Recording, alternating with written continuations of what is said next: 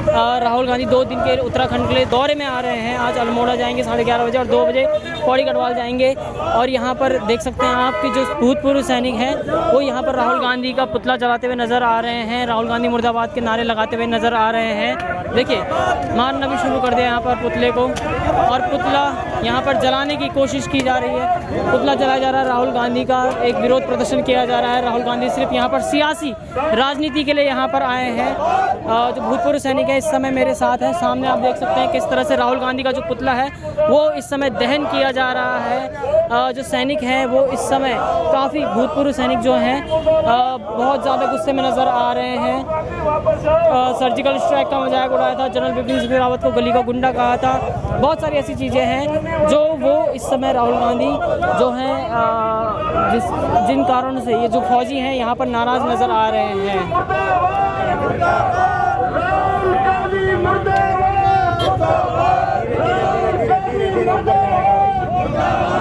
और ये पुतले को देखिए गिरा दिया है, यहाँ पर पुतले को गिरा दिया और लात से मारा जा रहा है यहाँ पर राहुल गांधी के पुतले को।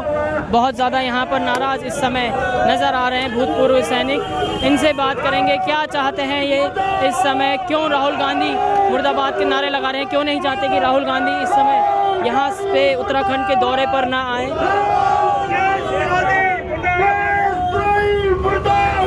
देशद्रोही करार दिया है इन्होंने राहुल गांधी को।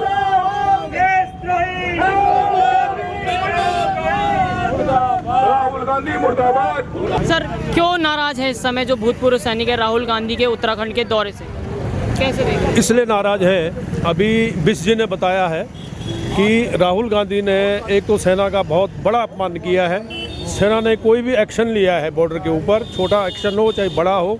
और अभी आपने देखा होगा ऑपरेशन सिंदूर में हमारी सारी तीनों सेनाओं ने मिलके उसको नेस्ता नाबूद किया है। पाकिस्तान के एयरपोर्ट गिराए हैं, उनके काफ़ी नुकसान उसने हमारा किया। यहाँ तक कि उनका परमाणु अड्डा जहाँ तक उसने परमाणु बम रखा था वहाँ भी हमारी मिसाइलें गई हैं और वहाँ भी नुकसान हुआ है। तो ये जो है ये तो गुमराह करने वाली बात है। राहुल गांधी आए हैं, उनका वैसे यहाँ नहीं आना चाहिए था क्योंकि यहाँ बहुत बड़ी रेजिमेंटें हैं, कुमाऊं और गढ़वाल 2 रेजिमेंटें हैं। इसके अलावा पैरामिलिट्री फोर्स, इसके अलावा BSF, महा रेजिमेंट, बहुत सारी रेजिमेंटों के जवान हमारे एक्स सर्विसमैन यहाँ पे हैं, उत्तराखंड में हैं। तो इनको गुमराह करने के लिए वो आ रहे हैं, इनका दिमाग डाइवर्ट करने के लिए आ रखे हैं। तो ये डाइवर्ट नहीं होंगे, पुराने बात भूल जाइए वो कि भाई हमने ये किया वो किया, कुछ नहीं किया। कांग्रेस ने जो है सेना का बदनामी किया है और अभी कोई उनके बहकाने में नहीं आने वाला है। और सारे लोग जो अभी की लीडरशिप है, मोदी जी की लीडरशिप में सारे लोग मोदी जी को लीडर मानते हुए, वो विश्व के लीडर हैं। मोदी जी इंडिया के लीडर नहीं है, विश्व लेवल के हैं। वर्ल्ड में नंबर 1 स्थान है उनका हर एक चीज़ में, चाहे वो ऑपरेशन में हो, चाहे वो इकोनॉमी में हो, सारी जगह इंडिया हमारा देश ग्रो कर रहा है वो मोदी जी के नेतृत्व में। और ऐसा प्रधानमंत्री हमको 20 साल पहले मिलते तो आज हम वर्ल्ड की दूसरी पावर होते। 20 साल पहले अगर मोदी जी आए होते तो कोई शक नहीं इसमें कि हम कहाँ के कहाँ पहुँचे होते। लेकिन फिर भी 10-11 साल में मोदी जी ने बहुत करके दिखाया है। इकोनॉमी 4थे स्थान पर आई है, 3रे पर आने वाली है, भी जनवरी तक 3रे पर आने वाली है। और उसके बाद कुछ साल में 47 में हम जो है हमारा देश अपना वो बन जाएगा, सुपर पावर बनेगा। तो ये हमारी सबसे रिक्वेस्ट है। सबसे बड़ी बात ये आती है, क्या सेना को लेकर राजनीति करना जरूरी है? नहीं, सेना को राजनीति में लाना ही नहीं चाहिए। सेना को लेके राजनीति करना गलत है क्योंकि सेना कोई राजनीति में नहीं आती है। और हमारी सेना, बाहर देशों की सेना तो राजनीति में आती है, पाकिस्तान की सेना में पूरा राजनीति है, लेकिन सेना को राजनीति में लाना ये गलत है। और आप आए हैं सैनिकों को इकट्ठा करने के लिए, उनका दिमाग को डाइवर्ट करने के लिए। वो डाइवर्ट होने वाले नहीं हैं। आपको जाना होगा और आपको अभी चुनाव आने वाले हैं, एक भी सीट नहीं मिलने वाली इनको। अगर ये ऐसा करेंगे, डाइवर्ट करेंगे, सेना को राजनीति में लाएंगे और इनका अलग से सम्मेलन करेंगे तो एक भी सीट इनकी नहीं आने वाली है। देखो, 2-4 लोगों का माइंड डाइवर्ट करके या 2-4 को सिखा सकोगे या कुछ हो सकता है कुछ और उन्होंने लालच दिया होगा कि तुम सेना के खिलाफ ये बोलो, यहाँ पर ये होता है वो होता है, सब कुछ बोल दो। तो ये जो है ये गलत है। 2-3 आदमियों को खड़ा करके सेना को बदनाम करना, सेना को राजनीति में लाना, ये बहुत ही गलत है और ये गलत कर रहे हैं। ये देश को मंजूर नहीं है। राहुल गांधी का ये बयान जो है देश को किसी को भी मंजूर नहीं है। 4-5 आदमी को छोड़ के 4-5 आदमियों को ले आए टीवी में भाषण दिला दिए, सेना के खिलाफ बोल दिया, ये कोई मान्यता नहीं रखता है और ये जो है गलत काम कर रहे हैं। और राहुल गांधी अपने जो है उनकी सोच जो है इंडिया की सोच और इंडिया को आगे ले जाने वाली सोच नहीं है, ये बाहर देश की सोच है और बाहर देश में जाके हमेशा बदनाम करते हैं। ठीक है, गवर्नमेंट की गलती होती है, सारी गवर्नमेंट अच्छा काम नहीं हो पाता है, बहुत बड़ा देश है, लेकिन ऐसा नहीं बाहर देश में जाके तुम जो है उनकी बदनामी करो, पूरे देश को बदनाम करो, सेना की बदनामी करो, ये सरासर गलत है। क्या करें? मैं ये कहना चाहता हूँ कि जो राहुल गांधी है, उनके साथी और उनकी पार्टी तथा उनके सहयोगी एक्चुअली वो नहीं चाहते कि सेना में जो हो ना पराक्रम, शौर्य, ये क्षमता देश स्वीकार करे। देश अब इन सब चीज़ों को जानता है, तो वो इस तरह की अफवाहें फैला के जो देश की सेना को कमज़ोर करना चाहते हैं, जिससे कि देश की जो ना बदनामी हो। उनका मेन मकसद ये है। चलिए, धन्यवाद सर।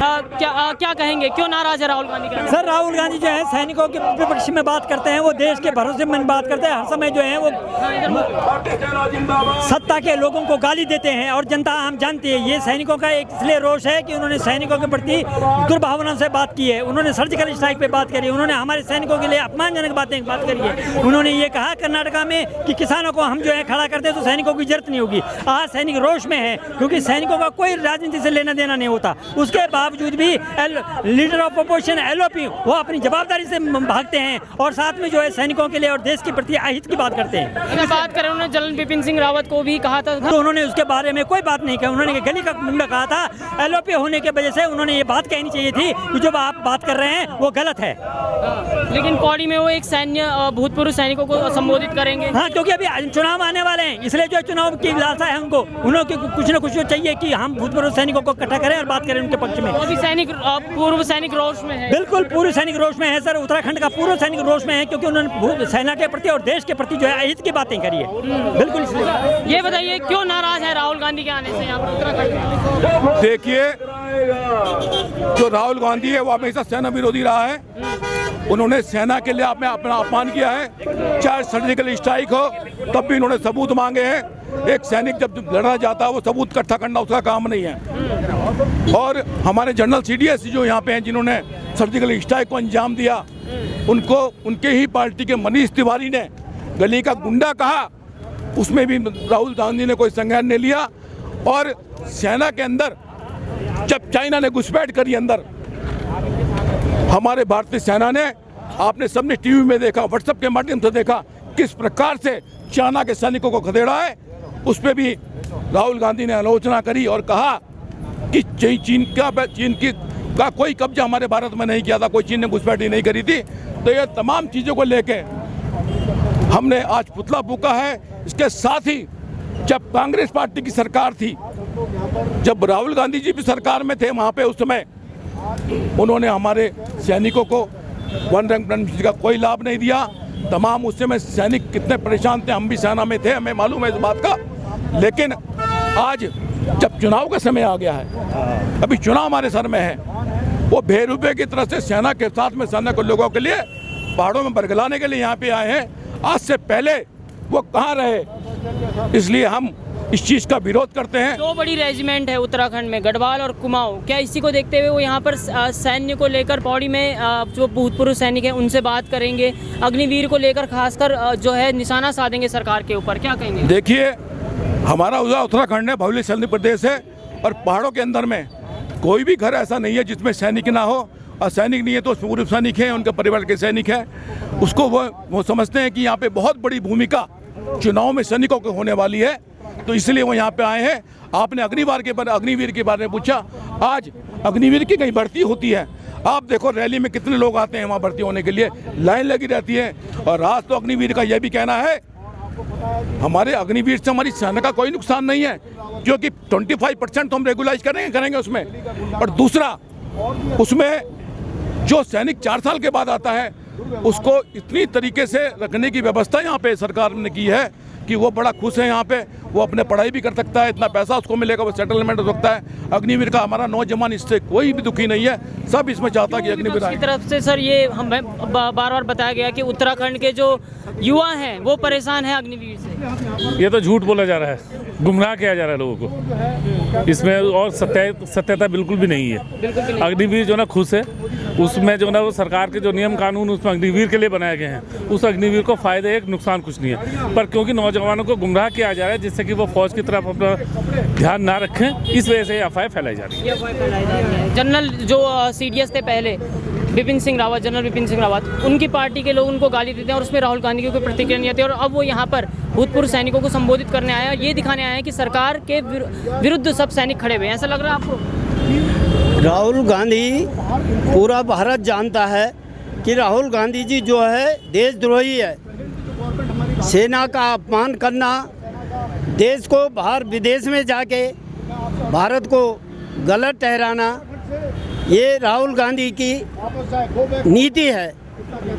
जहाँ तक अग्निवीर का है, अग्निवीर को जो है 25% वहाँ परमानेंट होंगे, उसके बाद राज्य सरकारों ने ITBP, BSF, CRP सबने 10% उनके लिए कोटा किया है। तो कोई भी जो है ऐसा नहीं कि खाली बैठेगा, और अपना 20-25 लाख लाएंगे तो अपना यहाँ रोजगार भी कर सकते हैं।